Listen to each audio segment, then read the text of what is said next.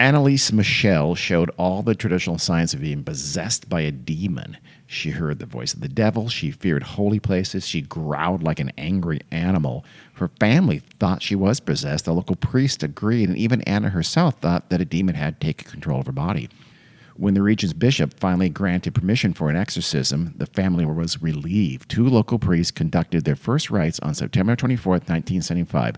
10 months and 67 exorcisms later, the priest finally drove the demons from Anneliese, but at a horrific cost. This is the story of the 67 exorcisms of Anneliese Michel.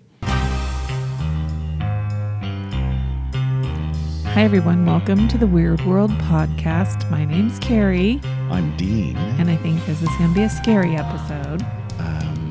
Possibly. Oh, no. There also is going to be some trigger warnings about suicide and mental health.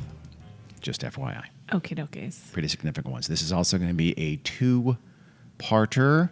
Trust me, it's worth it. In this first part, we're going to go all the way through those 67 exorcisms of Anneliese Michel and including first some background about her and what happened to her and what state she was in when those exorcisms occurred. And then in part 2, we'll go through, well, I don't want to give too much away, but there's going to be a trial. Oh. And we'll talk about that. We'll talk about what may have actually happened with Anneliese. I don't know this story. It's actually been the inspiration for 3 different movies. By the way, we'll talk a little bit more about that in the second part, in part 2, including one where it was sort of directly, more or less, taken from as the case that was sort of directly inspired the entire movie. It's called The Exorcism of Emily Rose that came out in 2005. Oh. It didn't adhere, all that much to Anneliese, but it pretended to some degree.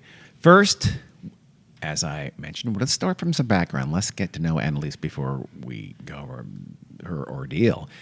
Anna Elizabeth Michel, we'll call her Anneliese, her family and her friends did. She was born on September 21st, 1952, in a town, I'm going to mess it up, called Liebelfing in Bavaria. That is the southernmost state in then West Germany. The nation was still occupied by Allied troops at the time. Do you know that? No. And, it wouldn't be unoccupied in 1955. Bavaria was part of the American zone. It was divided among the 4 major allies. Of course, the the Russian zone became East Germany. Right. Bavaria is a pretty overwhelmingly Catholic state of Germany. It's really pretty conservative.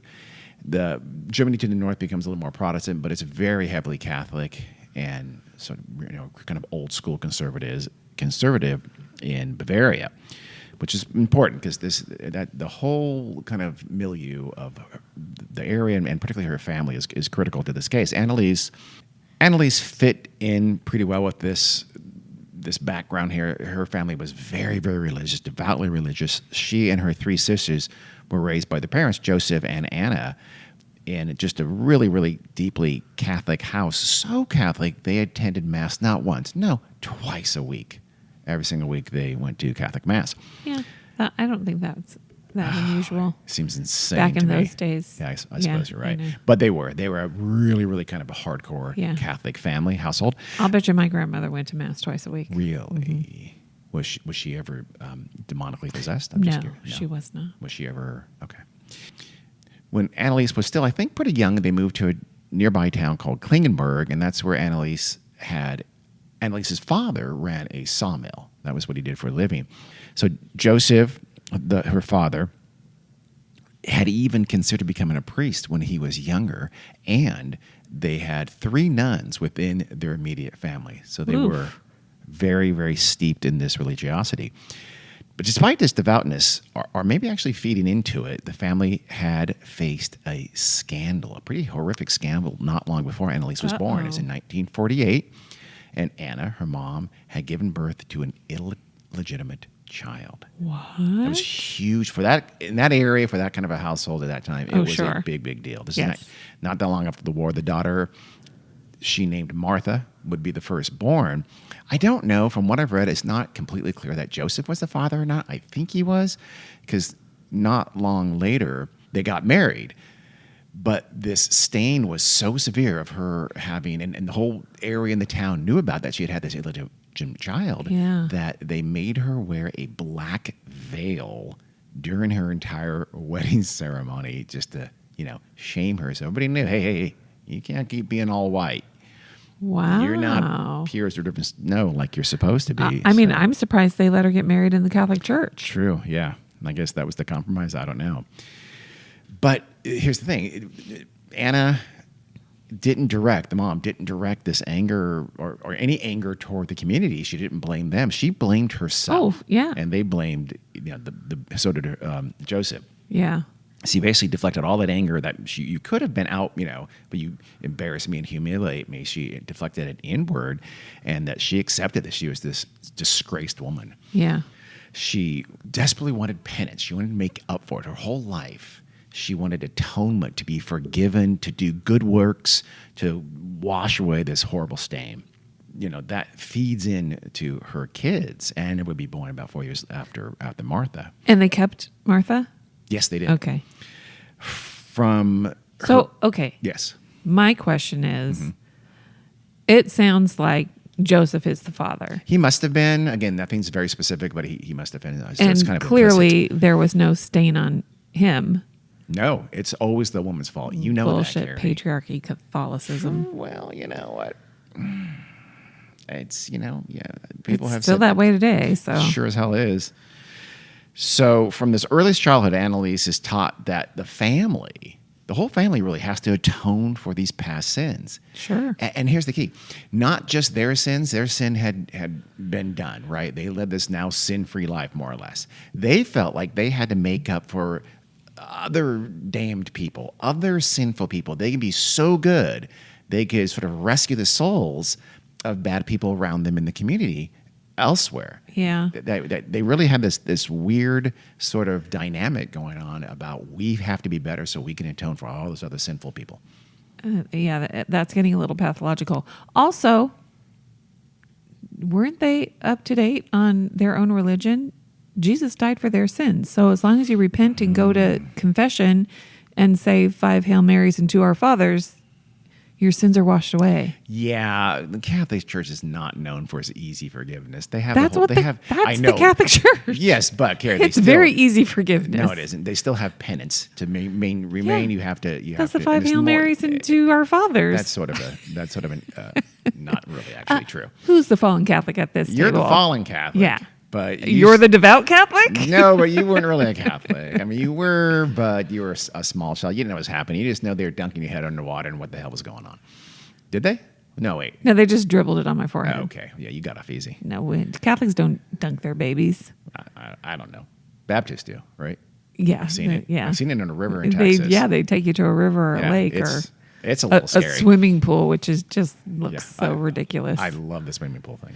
I was 6 years old, and my godfather was holding me, and all I could, he hold you like a baby, but I'm 6. I'm not a baby. And the priest, says some mumbo jumbo and dribbles water on your forehead. And all I could think of was, is everybody seeing my underwear right now? Is my underwear showing? I hope my underwear is not showing. I would do it in jacuzzi, full blast, 106 degrees, every jet going. That's what I do. Sure. So I imagine that Anneliese had a very strict curfew. So she grew up really conservative household, really just, again, taught this idea that we have to be better for others. You have the twice weekly mass, but there's a lot more.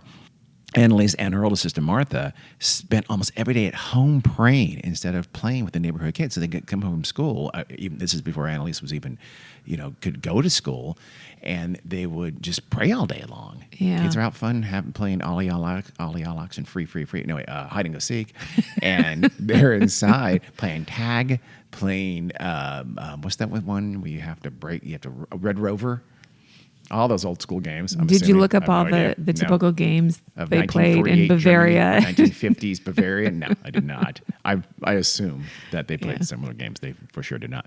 When Martha was only 8 years old, though, she died. Oh, no. That left Anneliese 4 years old as almost like she was the oldest now. She would eventually they'd have 3 more sons, so she'd have 3 younger brothers. But this kind of left her as kind of the family burden was a lot of it was on her shoulders. Yeah.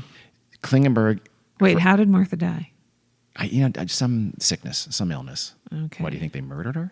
Are you going to turn this podcast to a murder podcast from a I don't possession know. podcast? I'm just saying she was the embodiment of their sin, basically. She was. That's so true. I was worried about her. I'm assuming it was illness. Okay. Klingenberg, the town they lived in, had a train station where the town's like drug addicts sort of hung out. I think they slept there. They slept on the hard floor of this train station, better than being out in the elements, right? I guess it was sort of tolerated, apparently. There are a lot of drug addicts at the time? There's always been drug addicts here. You think there weren't drug addicts in post-war Germany? Plenty. I don't know. There's probably still morphine running around from, some old vials Battlefields? of morphine here. From battlefields, I don't know. But yeah, no, there are drug addicts everywhere.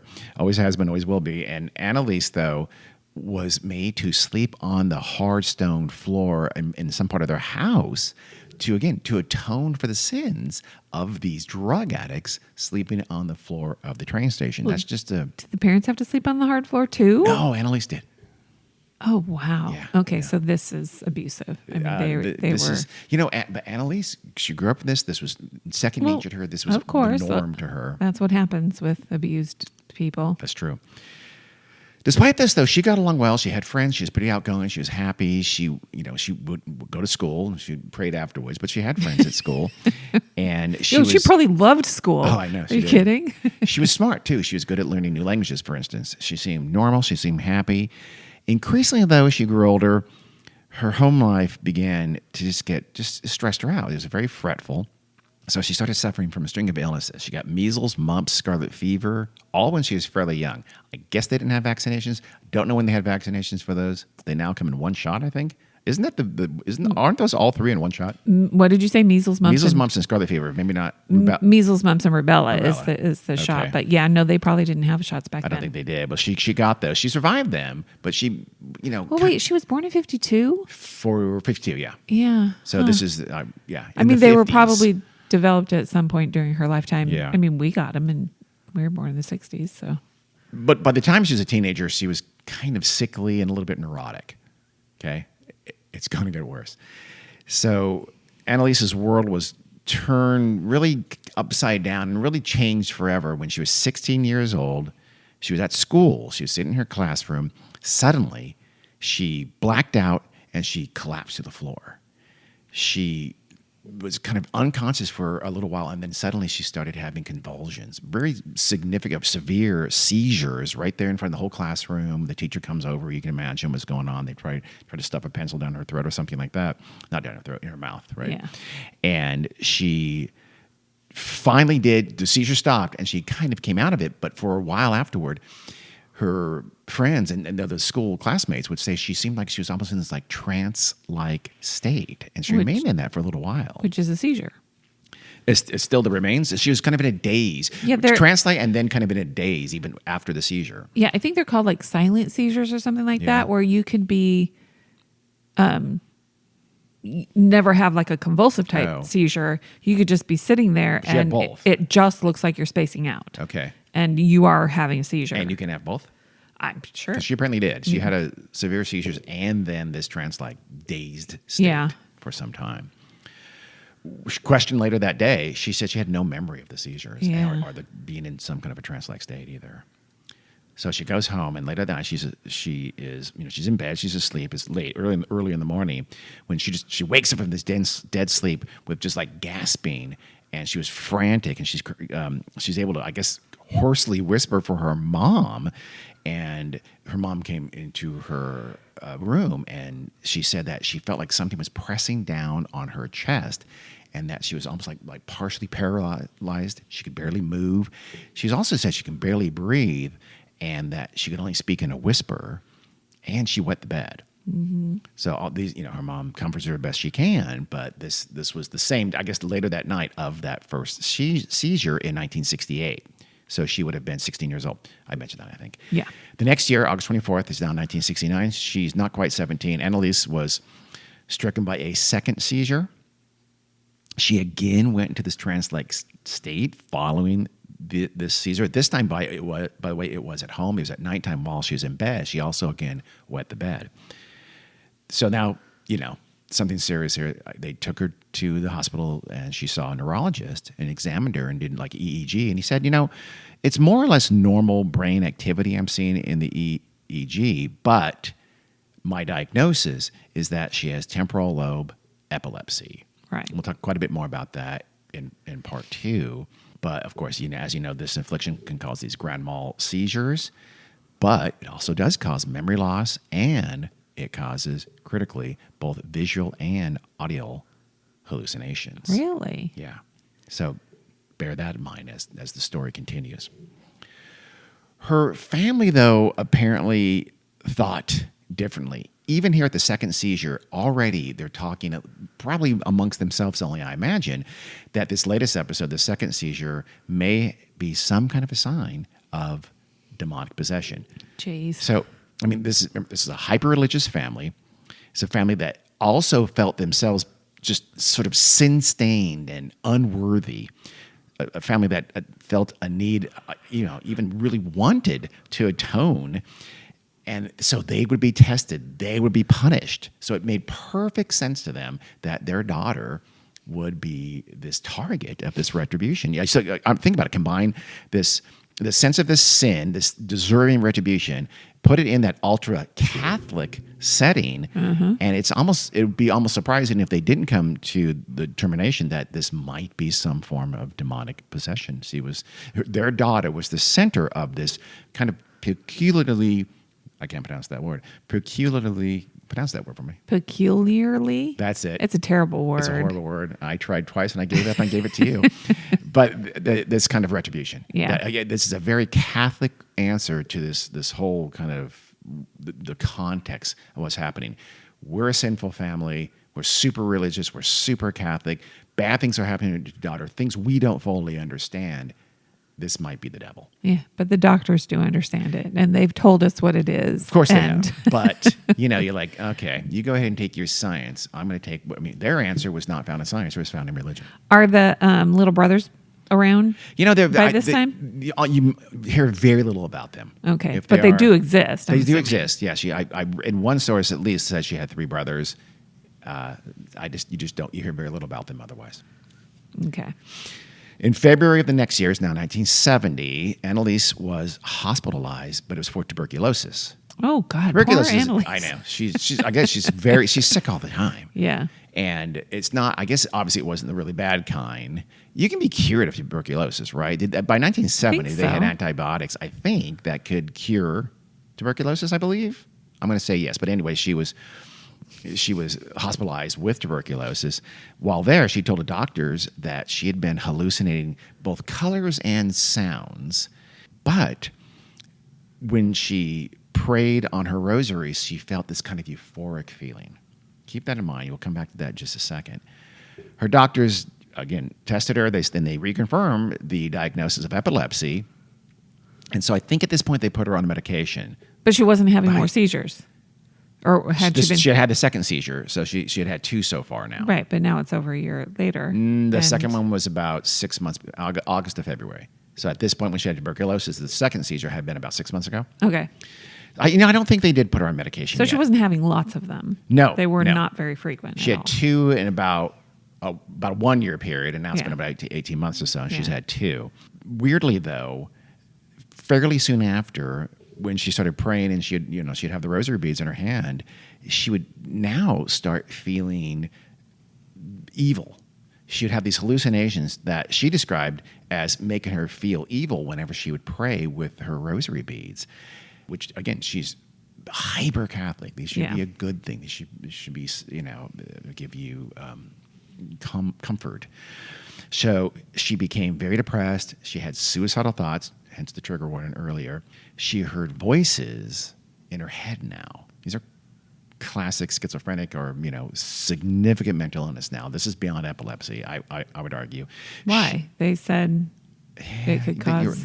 Voices that are distinct like that, I don't know that the temporal lobe epilepsy causes that kind of distinctness. Okay. And we'll see. Again, she's going to get much worse. Okay. She heard voices that were pretty clear.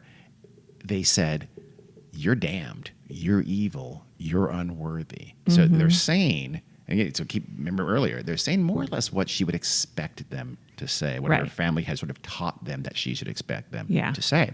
So eventually, Anneliese was committed to a psychiatric hospital for more intensive treatment. Again, I think by this time her doctors realized this is beyond epilepsy as well. While in the hospital, it's June 1970 now, she suffered a third seizure.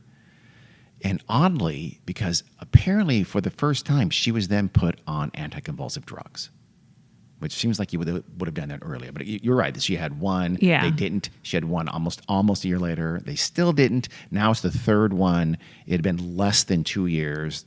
And so they put her on anticonvulsive drugs.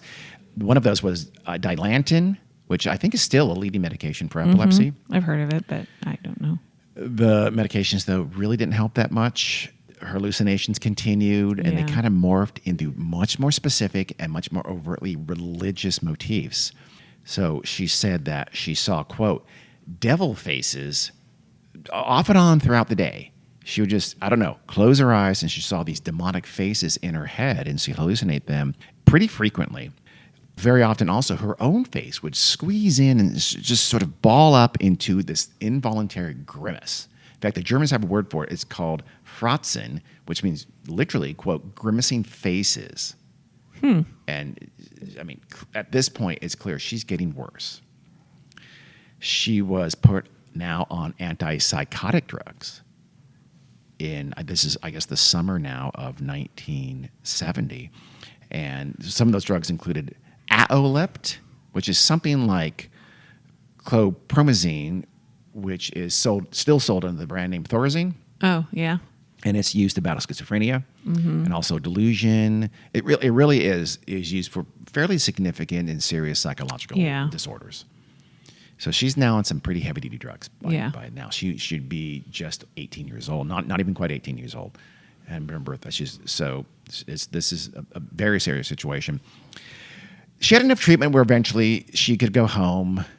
And then actually the next year, I guess, she began going to college. I'm surprised her parents allowed her to take medication for it. Well, they're not Christian Science. They're, I know, but still, it sounds like they're accepting absolutely the medical / psychiatric cause of what's going on with her, Yes. and so that's good. It's early still. Yeah. That's going to start to wane.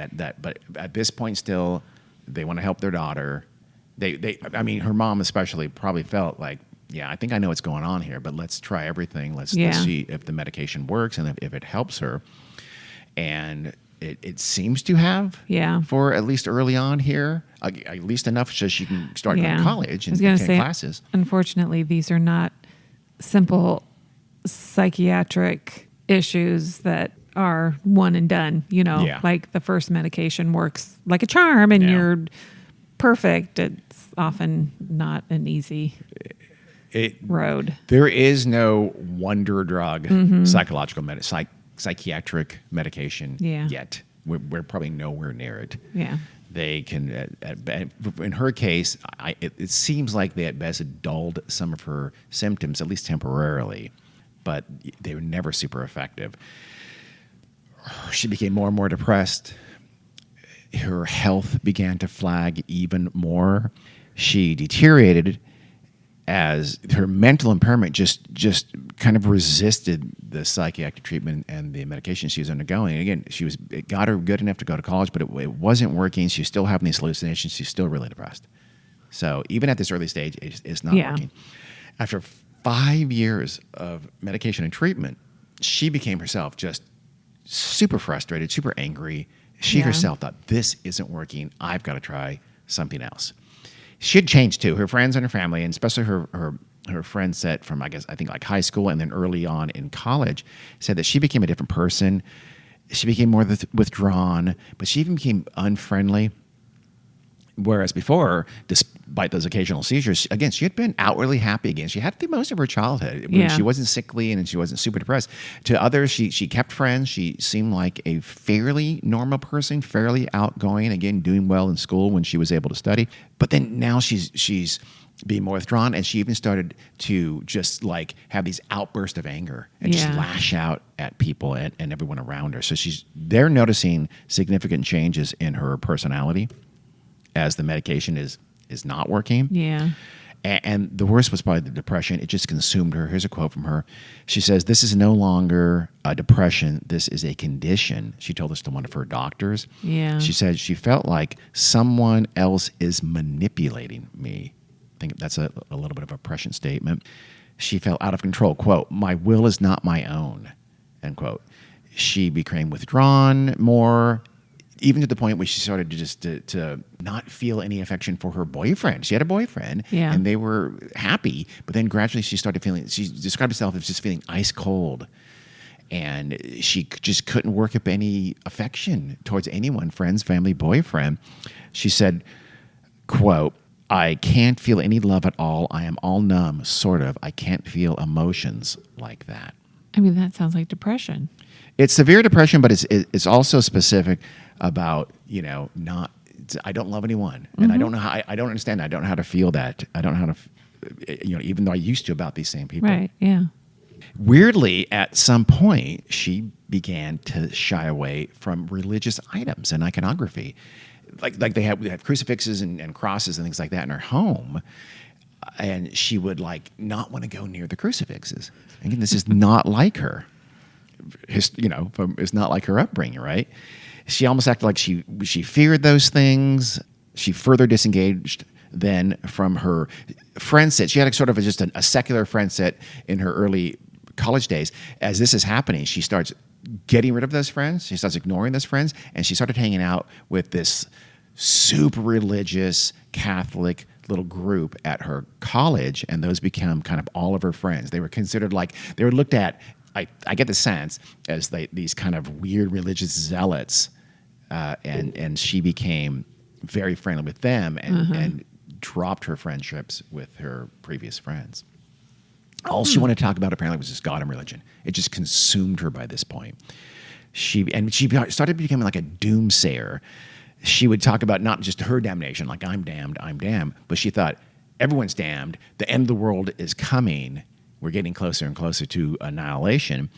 She said that she spoke to the Virgin Mary, and she became obsessed with, I've never heard of this person, 19th century German mystic and supposed prophet. Her name was Barbara Weigand. She became obsessed with her history and her teachings, and Barbara Weigand had also said she had been in communication with the Virgin Mary. Oh, great. So she's leading more and more this kind of really secluded, hyper-religious existence. It's almost like she was ripe for the taking. Yeah. So eventually, almost it seems like inevitably, Anneliese herself began to believe that, you know what, maybe I am possessed by a demon or demons. Yeah. I've been on this medication for 5 years now. I'm not getting better. The psychiatric treatment is not getting better. She apparently had just those 3 seizures, but now, again, it's not really just an epilepsy thing. It's a psychosis kind of a thing, and those medications and those treatment for that are just aren't helping her. Right. So she became certain that she could not be helped by these traditional means. This was a religious problem that would require a religious solution. So the family naturally very much agreed. Our daughter is probably possessed by a demon. So that came from her? That came from her and the family. Originally? Remember, her mom started talking about it after the second seizure, apparently. Yeah. But, and as Anneliese herself became more frustrated with the lack of results from the medications, she became to believe that herself, too. Remember, she's seeing devil faces now. It was a process. It was an evolution. I don't know, But were her parents talking like that all along? I don't know. Or that's what I'm just curious. And probably. we'll There's for sure there's some element of that, at least for about 5 years. Remember that second seizure was 1970. So during that, if her mom thought that then, she wasn't not thinking that for the next 5 years, I'm sure. So it's about 1974 or so now, and the family says, okay, we're going to do something about this. So they start approaching local priests. and telling them about their daughter's case and asking for help. And she's really pretty fastly deteriorated now. Fastly? That's not a real word. Her health is compromised. Again, she's been sick a lot. She's still relatively healthy and relatively normal body weight, but she sees the devil all the time now, more and more.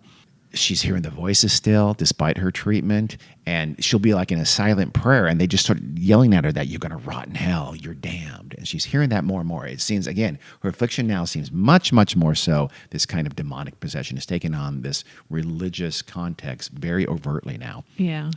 But she did lose her appetite. She's becoming physically weaker.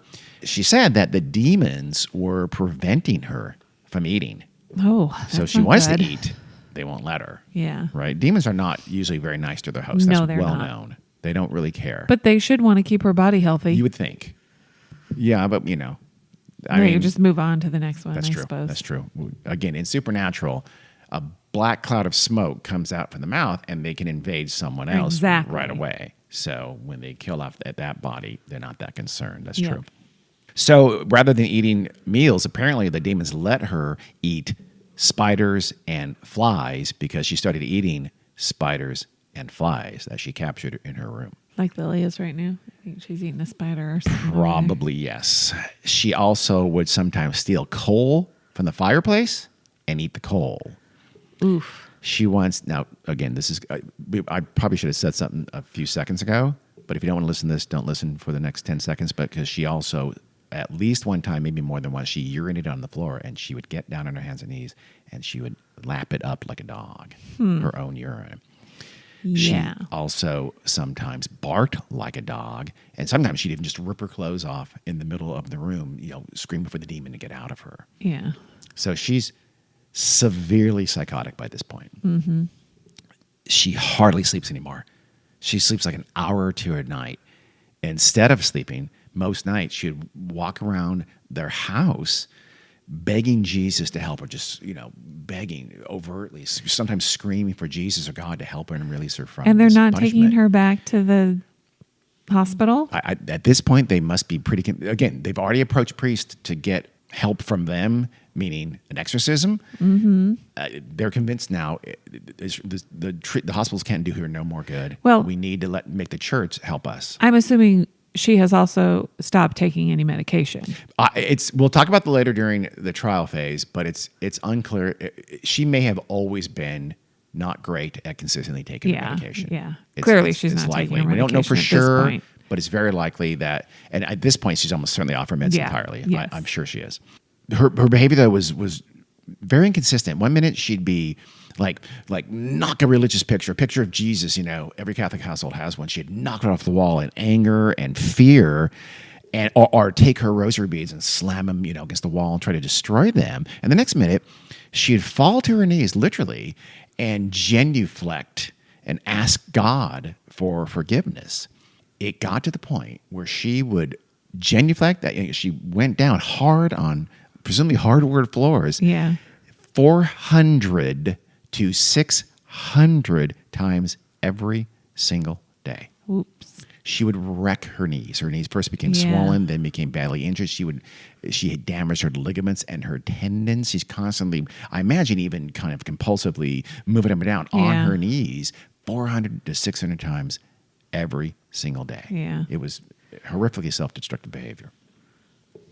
So now they've gone to the local priest, and the family's begging them, telling them, here's what's happening to our daughter. Here's what's going on. Will you please, please, please conduct an exorcism of our daughter? Because they had become convinced that was going on. That was the only answer.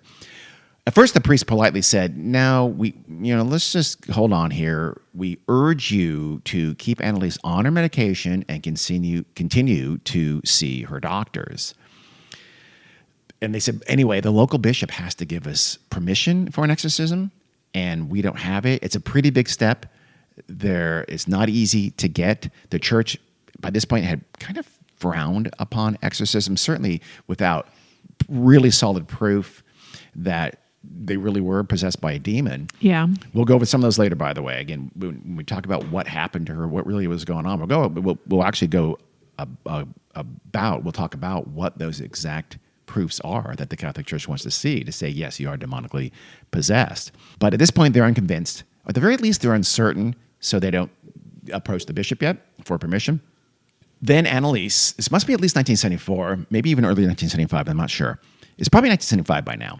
She went on an excursion to Italy with a family friend named Frau Hein, I don't know her first name, whose business was organizing pilgrimages for Catholics to like venerated sites, like holy places, right? Okay. She would be going to Italy all the time, right? So in this case, she said, hey, I'm going to San Damiano in Italy, and I'll take Anneliese with me. I'm going to a very holy site. Maybe it could help. And so she does. He escorts Anneliese down there to this shrine in San Damiano, and there's a church there as well. And there's like a holy spring. And once inside that church, that chapel that's on the grounds, Anneliese, actually I think it was outside. She was outside, and there's a big crucifix, let's say on the wall of the church. I'm not completely positive, and she would just repelled by it. She told Frau Hein, no, I can't go near it. I hate it. I'm terrified. I can't get close to it. And then Frau Hein took her to the holy spring to drink of the holy water. You can drink, and it was said to have healing properties. She couldn't get close to it. She tried super, super hard, but she couldn't get there. She couldn't go near it, and she would not drink the water. The woman, Frau Hein, was immediately convinced. She thought, okay, that's it. Yeah. She is possessed. She's possessed by a demon. This seems like something a demon inside your body would make you do or not allow you to do. Right. So she went home, she brought her with her, she told the family, here's what happened. And she said, I'm convinced this is demonic possession. So they went back to a priest, and they finally found a priest. After this latest story, they found a priest named Ernst Alt who said, okay, this sounds right. Let me talk to Anneliese. So he examined Anneliese. He listened to her stories, and they listened to the family too. Here's all the things that's been going on. The devil faces, she's breaking her rosary beads, and all that kind of thing. She's doing these very irreligious kinds of things when she comes from this very religious household, and she herself is a hugely religious person and a very strident Catholic. He was aware of the medical diagnosis Yes. that. About epilepsy and about these psychotic drugs, and she knew about the medication she had been on. But he would say later, she didn't look like an epileptic to me. Oh, okay, because priests know how to identify epileptics. He apparently thought so. Okay. He said, I never saw her have a seizure. She had 3 seizures in a 2-year period. And Case closed. She was also, remember, on Dilantin. She was on anticonvulsant medication.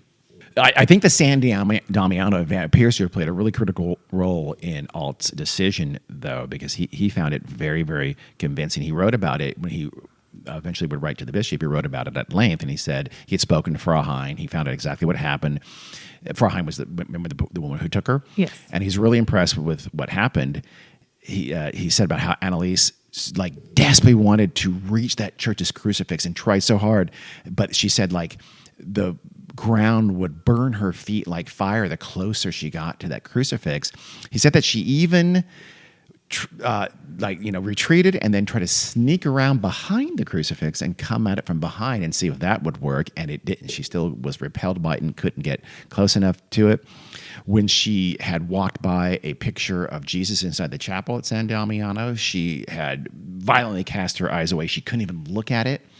And more recently, you can't even look at medals and pictures of saints in her family's home. They had lots of those things. A lot of Catholic families have those things. She couldn't look at them. She couldn't bring herself to even open her eyes and look at them. Yeah. So to him, that's showing signs that there's a demon inside of her. Anneliese wrote to Father Alt herself. Remember, she desperately wants to be exorcised. Yeah. She's all in on this. She's convinced herself. It's not just her family. She also is very much convinced that she is demonically possessed. Yeah. She wrote to Alt, quote, I am nothing. Everything about me is vanity. What should I do? I have to improve. You pray for me. And she later told him to his face, said, I want to suffer for other people, but this is so cruel. So it's I do want to suffer. This suffering is helping other people, but please get this demon out of me. It's too much. I can't handle it. So Alt was sold.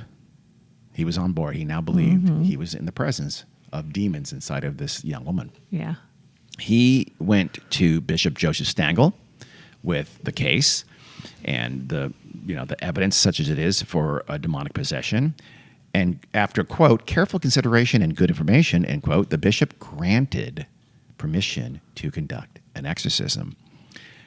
The bishop insisted, though, that a priest named Arnold Renz would actually conduct the exorcism. He was like apparently more, he knew more about the rites. There's very specific rites you're supposed to do and prayers you're supposed to say during an exorcism for Catholics. And this other Arnold Renz was more familiar with those. So he said, Arnold Renz will be in charge. You, Father Alt, you will assist. You will be there as well. That's fine with me. This permission, though, was granted on one other critical condition, and that is that it would have to be conducted in complete secrecy. The exorcism would be done in the Michel's home. Only those two priests and the immediate family would be allowed to be present and talk about it. There were some other local priests who were aware of it, but it was a closely held secret of what was occurring. This is now September of 1975. She is, 23 years old. It would later be revealed that Bishop Stangl had simply took everything that Father Alt had told him at face value. Yeah. He didn't look into it in any way, shape, or form. He didn't ask for any proofs of what was happening that Anneliese was experiencing. He did not ask for any other opinions from her doctors or other medical professionals who had seen her and treated her, had much more experience with her. In fact, that cone of silence that he dictated, that prevented any of those medical professionals from finding out about it, which I think was clearly the intent. Yeah. But that edict came from the bishop, right? Yes. Okay. Well, still, I mean, there was clear intent there. He wanted to keep this on the down low. Yeah. So now the exorcism. Catholic exorcisms go back centuries, as you might guess. Yeah.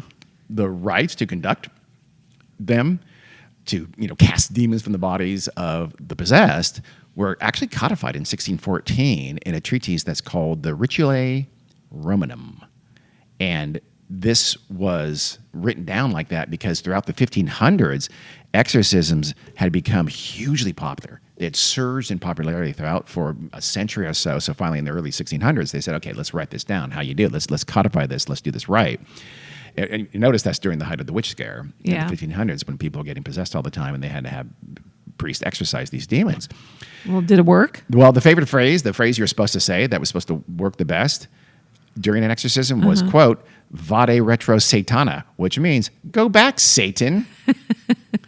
Demons seem like snowflakes, don't they? I mean, okay, I'm out of here. I'm gone. Obviously, they don't work that well. We've all seen exorcisms. They last a lot longer. You don't just say 3 words and it's done, but that was one of the things you were supposed to say. There are other things. There were certain passages of the Bible and certain prayers that you're supposed to say.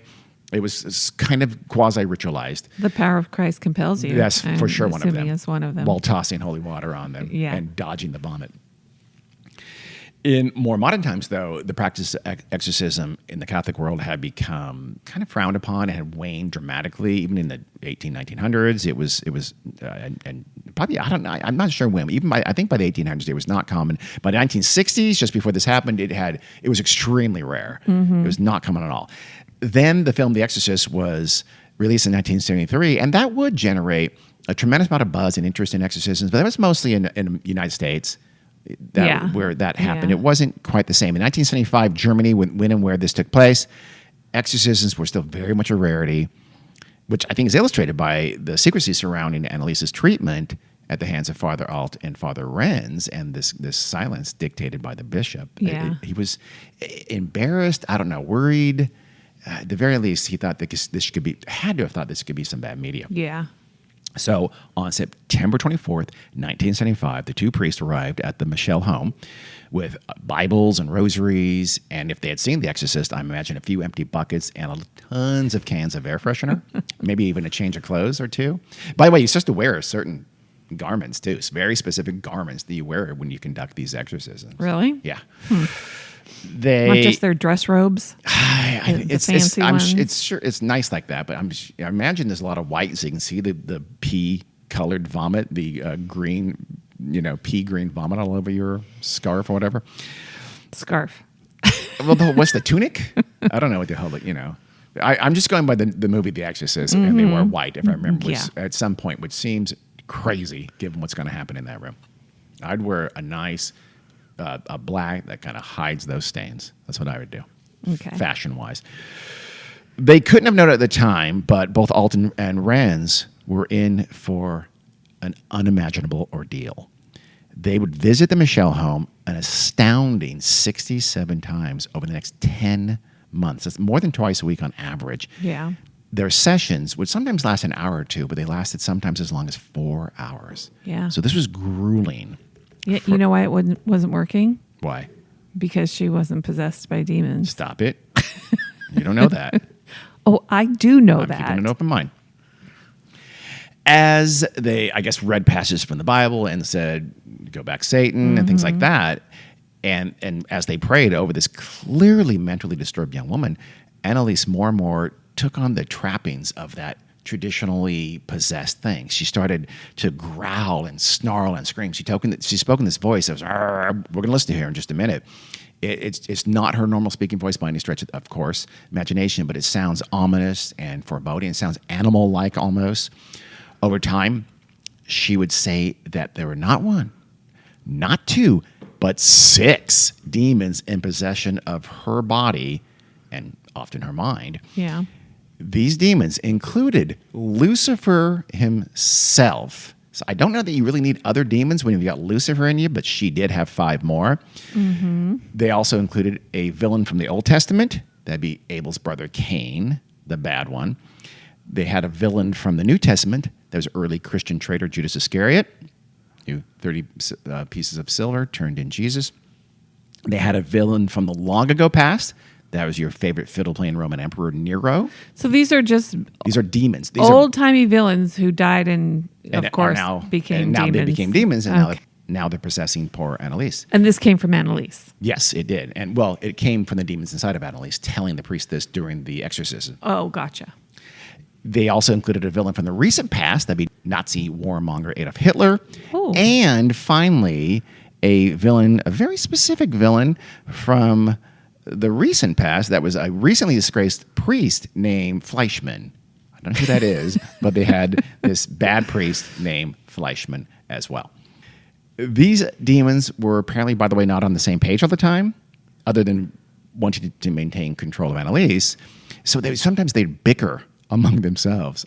For instance, there's a passage where Hitler spouts off that quote, "People are stupid as pigs. They think it's all over after death. It goes on," end quote.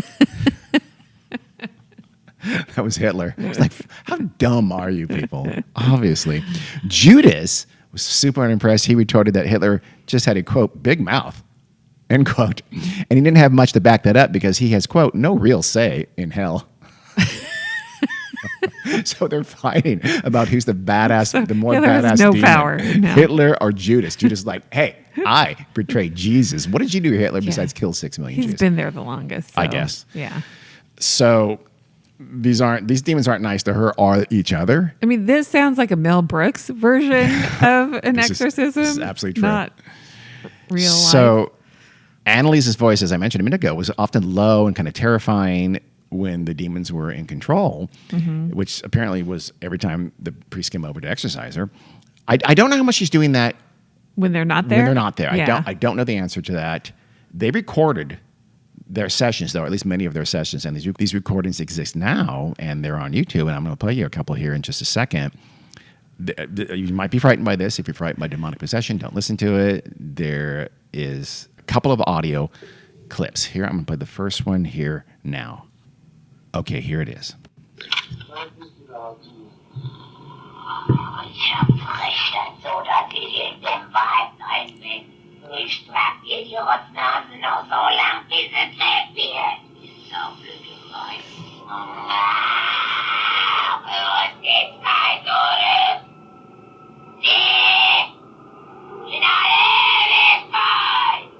Okay, what she said during that was, Father Rand says, I'm going to translate what that was. That was in German, also demon. Yeah. And it starts with Father Renz saying, why are you at all here? Anneliese growls, I have the right to be in this woman. I will carry this brat so long until she croaks.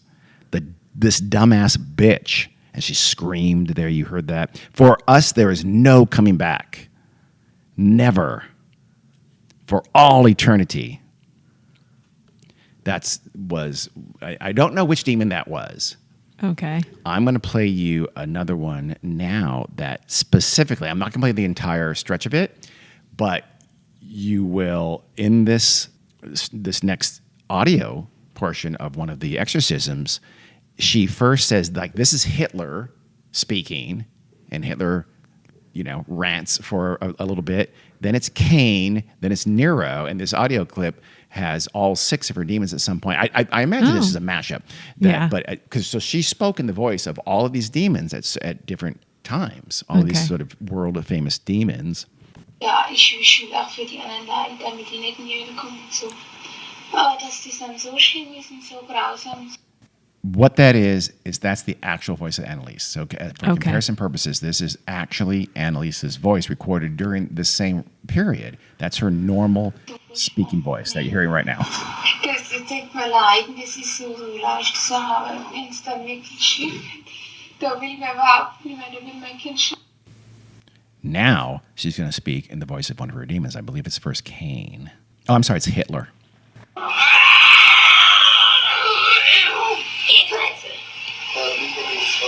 Nein, ihr Klötze! Und er war mir Klötze! Oh, so ja, der will auch nicht, oh, ich will auch nicht, oh. Sind wir schon 3? Wie.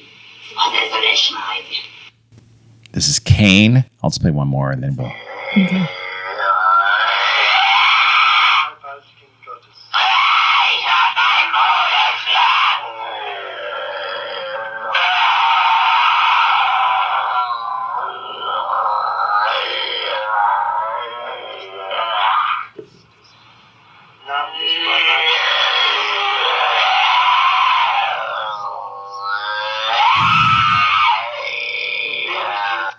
You can tell, and then Nero speaks and so on. You can tell that very frequently she was just doing these kind of long, sounds, guttural growls and sounds. There's plenty of time. Don't get me wrong. I mean, she's having theological discussions with these priests at time and arguing with them. And again, she's very kind of this doomsayer. All of her demons are anyway.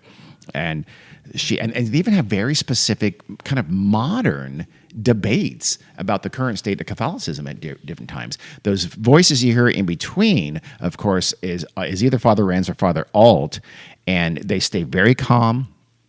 And they're fairly soft-spoken throughout. None of the things I've listened to, they never get worked up. They're very calm. They're very matter-of-fact. You can tell you heard her normal speaking voice. She sounds. I don't have a translation, by the way, for that last one, but most of it was just growling anyway. Yeah. When the demons were at bay and Anneliese was in control herself, she would often just like bemoan her fate. Why me? She felt she was doomed, but at least she's like I'm eventually. This is going to kill me. These demons are going to kill me, but at least I'm dying in a good cause. You can tell what from cause? What's the cause? The cause. Remember, her sins, given her past, are able to atone for the sins of others. She felt that very much was, she was suffering for the sins of others. Wow. So even this was thrust upon her for others? Yes, it was. You can tell from the recording that the demons thought so too. They were saying, well, I guess you heard the earlier one, we're going to keep this brat, she's doomed, she's not going to make it, we're not going to leave. So they the demons speaking through Anneliese said the same thing, But there were interludes where the demons would kind of complain about how little people prayed out there and how so many people had fallen away from the strict ways of the church, which seems very unusual for a demon to not want that. Like, these people just aren't praying enough. Yeah. I mean, come on. These people, these bad non-Catholic people. So in part 2, we'll talk more about what that probably means. So this goes on for day after day, week after week, month after month, but it wasn't all this pure kind of just talking. You heard how calm they were. Well, in real life, Anneliese would often kind of writhe around and sometimes even lash out. So very frequently, and more so, the priest would actually have her tied very tightly to her bed and constrained for the entire exorcism on a given day.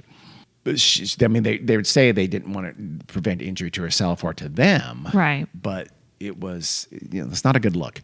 Again, you probably had this need for secrecy. Again, they're audio taping all of this. There's no videotape at this time, but as just as with her medical treatment, her religious treatment just didn't seem to help. She's not getting any better. Again, this goes on for 10 months. Gradually, she started eating less. Then she more or less stopped eating altogether. Her eyes, you didn't see we'll show pictures. If you don't see them, don't see them. She's in horrific condition. Her eyes are black. I mean, black. She had black eyes. She has bruises at times. You mean not her eyeballs, like her like eye, her a round literal eye, like you black had eye. it, like you got punched in Okay. the eye twice. And she had bruises all over her withering body. She's getting skinnier and skinnier. She fractured some teeth in all the writhing and physical things she was doing. Her knees, of course, were already a mess from all that genuflecting. So she Yeah. could barely walk. She could toward the end of these exorcisms, she only could walk with help. Wow. She was it was a physical and mental ordeal that she was going through. Yeah. And still, the priest prayed away as Anneliese's 6 demons, gnashed and growled and screamed and ranted on every single day. Again, even conducting these theological arguments with them, and Anneliese just withered and withered throughout this entire process. She was emaciated, bedridden, and broken young woman by July 30th, 1976, when the priest conducted their 67th and final exorcism. At this point, she weighed at most about 70 pounds. Wow. Other sources say she weighed roughly 30 kilos, which is about 66 pounds. I don't know what her normal weight had been. She wasn't a big girl, she was a normal size woman. She was just a stick figure. I was going to say that's beyond She basically stopped eating. Yeah, she's Eating and drinking, by the Yeah. way. She could no longer walk at this point, and she possibly had contracted pneumonia. I don't know this for a fact. I don't think we know for sure if she had pneumonia because they did not take her to any medical doctors. well. I was going to say she got down to that weight, and her parents didn't. Her parents, those priests, So- did not lift one finger to take her Yeah. to a doctor or to a hospital. Never. Yeah. The next day, July 1st, Anneliese died. Yeah. Her mother went to her room about 8 o'clock in the morning and found her dead. Her last words, I think the previous night had been, quote, "Please, absolution." And her last words were, "Mama, stay with me. I'm afraid." Officially, Anneliese died of, quote, "advanced emaciation," end quote, Yeah. owing She to starved to death. severe malnutrition and dehydration. Yeah. She wasn't drinking or eating at the end there. The priests, for their part, declared victory. At least What? the demons had been cast out of Anneliese's wrecked body. They thought by the end they had cast them out, and they let that vessel go. That was their, we won. Mm-hmm. That is the end of part 1. On an up note, Ugh. obviously, I apologize for that. It's a natural ending because next in part 2, we're going to go over the court case. Yes, you heard that right. There was a court case. This was a huge cause célèbre in Germany in the late Good. 1970s. The 2 priests and just the 2 priests were put on trial, and so were her parents were put on Yeah. trial for their treatment of Anneliese Michel. Then we'll discuss about, okay, what just happened? What was it exactly? Was it demonic possession or was it some kind of a disease? What did happen? We'll talk about what are those things that you're looking for to find out if someone really is demonically possessed, or could it have been something else? And there's more than one possibility there.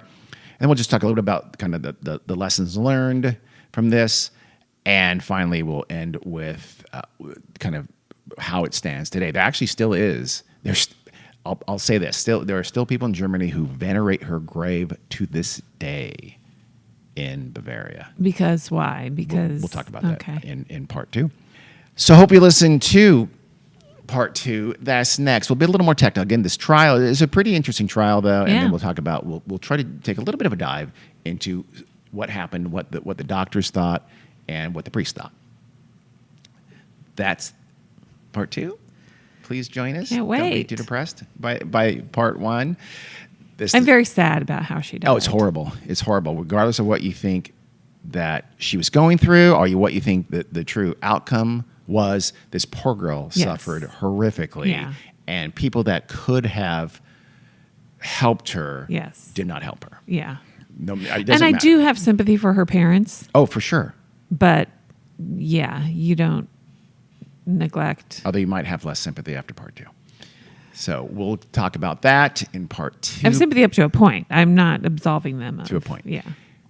In the next episode, I hope you enjoyed it. Hope you see you next week for part 2 of the 67 Exorcisms of Anneliese Michel. Well, thanks for listening if you made it this far. Wow. See you next week. See ya.